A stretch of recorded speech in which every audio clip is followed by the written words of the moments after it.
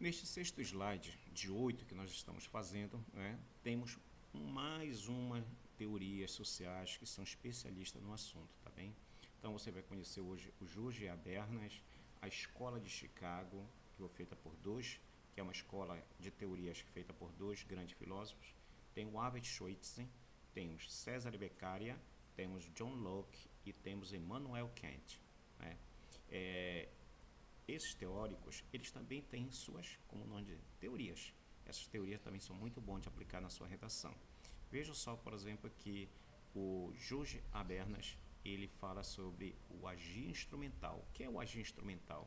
Ele explica sobre uma visão tecnicista do mundo, marcada pela razão e objetividade, que gerenciam ou que gerariam mais confiança e reduziriam o risco diferente de agir comunicativo. Nesse caso, ele está dizendo que quanto mais você está especializado, você conhece muito mais o mundo, né? Você gera uma objetividade. Quanto mais clara for sua visão, quanto mais claro for seu conhecimento. Aí você tende a conhecer o caminho com o qual você vai percorrer.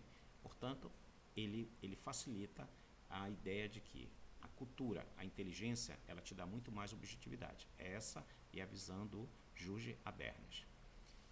Veja o que fala a Escola de Chicago sobre janelas quebradas. Olha o nome da teoria deles, janelas quebradas, que é do James Wilson e o George Kelly.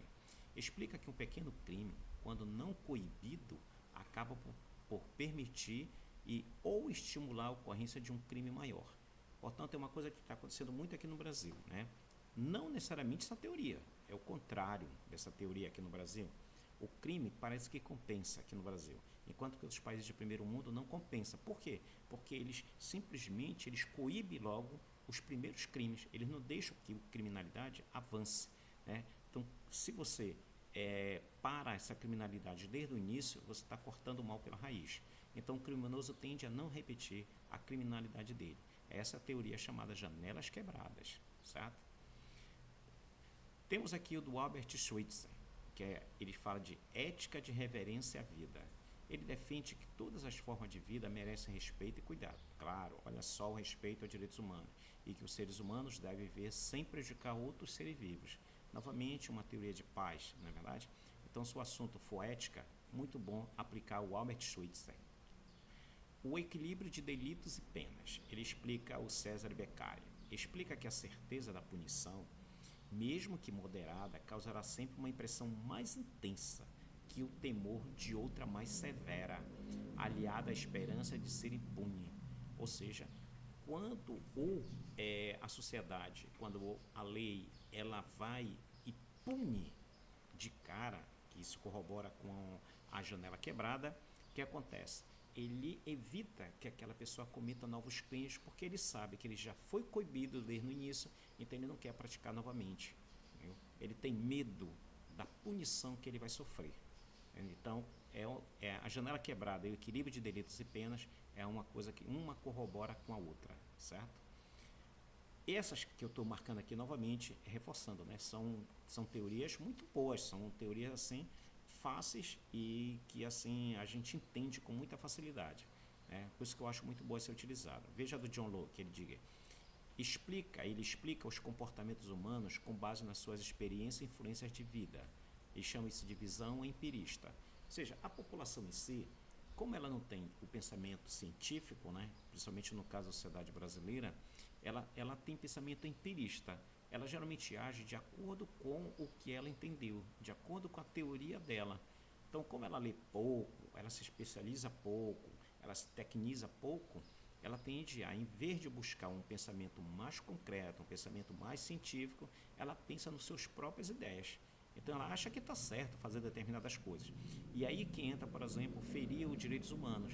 Então quando você tem um determinado crime, vamos dizer um garotinho, quem chama aquele crimezinho, aquele bandidozinho, que seja ele da favela, vamos dizer assim, ele comete um determinado crime, um roubo numa senhorazinha que está passando da rua e ele arranca a bolsa, arranca aquele dinheiro daquela mulher e sai correndo e de repente alguém dá-lhe um tranco nele, ele cai e vem aquele monte de gente para bater nele, aí vai existir um pouco dessa situação, né? Que O John Locke ele explica o comportamento humano, com base na sua experiência e influência da vida, vai fazer isso. Ou seja, ele acha melhor bater naquele garoto do que puni-lo dentro da forma da lei. Tá? Então, isso é chamado de visão empirista, ou seja, não é técnica, não é científica. Tá bem? O Immanuel Kant ele também tem uma teoria que é a chamada de imperativo categórico. Ele explica que o indivíduo deve agir de maneira que gostaria que todos, sem exceção, agissem. Não é verdade? Isso nós já temos como pensamento.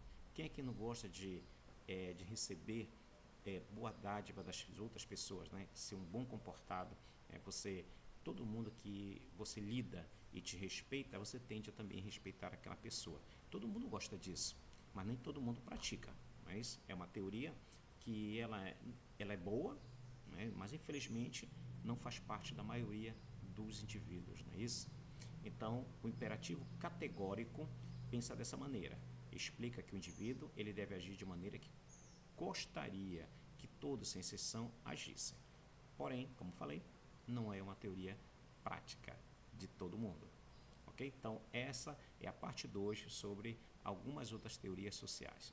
Então, escolha uma delas, principalmente dessas que eu marquei, está bem dentro de muitos temas éticos e de cidadania na sua redação.